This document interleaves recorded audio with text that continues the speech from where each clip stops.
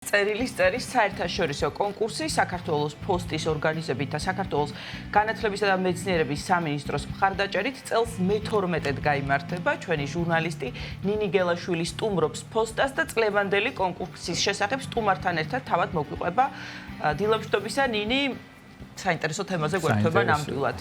გესმის ჩვენი ნინი.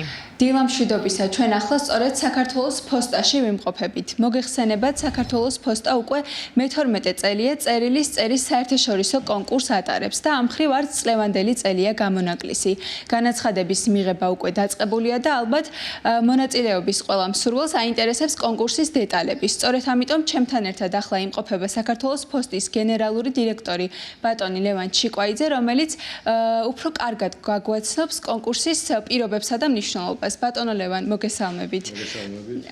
რომ გითხრათ, რა არის კონკურსის წლევანდელი თემა და ზოგადად რა მიზანს ემსახურება აღნიშნული პროექტი?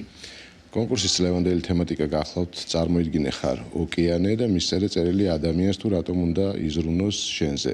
ფიქრობ, რომ ძალიან ფართოა, წარმოიდგინე იყო ოკეანე, მრავალ ფანტაზიიდან ნებისმიერი მიმართულებით შეიძლება ამის განვრცობა და როგორც წესი ჩვენ ძალიან საინტერესო ნამუშევრებს ვიღებთ ხოლმე ყოველწლიურად. მოგეხსენებათ 2014 წლიდან საქართველო ყოველწლიურად მონაწილეობს საერთაშორისო კონკურსში, იღებს მონაწილეობას და გამოვავლენთ 3 საუკეთესო გამარჯვებულს. პირველ ადგილზე გასული ავტომატურად მონაწილეობას იღებს საერთაშორისო კონკურსში, რომელიც იმართება ყოველი წლის 9 ოქტომბერს ფოსტის საერთაშორისო დღეს შვეიცარიაში ქალაქ ბერნში. იმედი მაქვს ერთ დღეს ქართველ ბავშვს 15 წლამდე ასაკის ბავშვს ვიხილავთ გამარჯვებულ საერთაშორისო კონკურსს. რომ გითხრათ, კონკრეტულად ვის შეუძლია ამ პროექტში მონაწილეობის მიღება და ასევე მიზანი რა არის ამ პროექტის?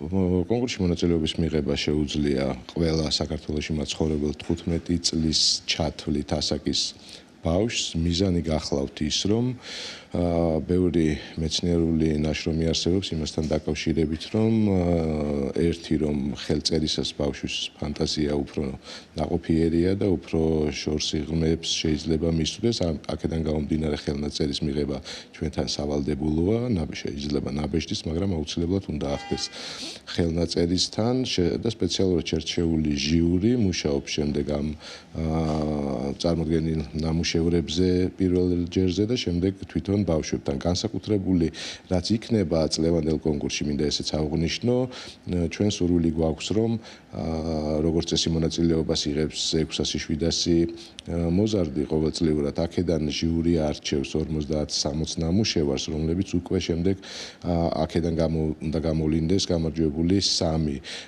მე მინდა რომ აი ამ 50-60 ბავშვი ჟიურის მიერ შერჩეულს ცალკე დამატებითი თემა წელს მისცეს კიდევ საქართველოს ფოსტამ, რომლებთანაც მე ახლოს ვიმუშავებთ ამ თემის არაშემუშავებაში, უკვე ნამუშევარში, დამუშავებაში და ცალკე კიდევ ადგილობრივი კონკურსის სახით დავამკვიდროთ ქვეყანაში.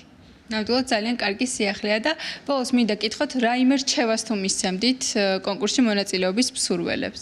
კონკურსში მონაწილეობის მსურველებს მოზარდებს რჩევას მივცემდი, რომ აი რაც შეიძლება თავიანთი ფანტაზიიდან ამოიღონ ყველა ის თვისება, რაც ამ თემატიკას შეეფერება, რაც ოკეანეს შესაძლებლობები აქვს, მე ადამიანის შესაძლებლობები განსაზღვრონ და აი ამ ფაქტიურად ორივე ტიტანს შორის კომუნიკაცია ძალიან საინტერესოა, როგორი წარმოდგენა როგორი იქნება ნამუშევარი ბავშვების მიერ შესრულებული.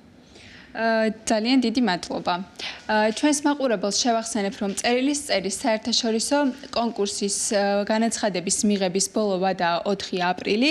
მე დაგემშვიდობებით და რა თქმა უნდა მონაწილეობის ყველა მსურველს უდიდეს წარმატებას ვუსურვებ. ძალიან დიდი მადლობა. ისე იგი მე ველოდები შენგან ელისაბედ ამ დღეებში. იგივე მინდოდა სხვათა შორის რომ მე სასწრებაზეა, მე ვარ ოკეანე, შეგისწორი და მე გააგზავნე. როგორ დაიწყება ყველაფერში მთავარი. დაიწყება. აუცილებლად. სინჯე, შენ ხარი თავიდან ვეპისტალურიანი აყო და ხო და როა დაიწყო. ჯობს გვენ ვიდრე არ არის. წერილს თავის ხიბლი აქვს, თავის ნამდვილად.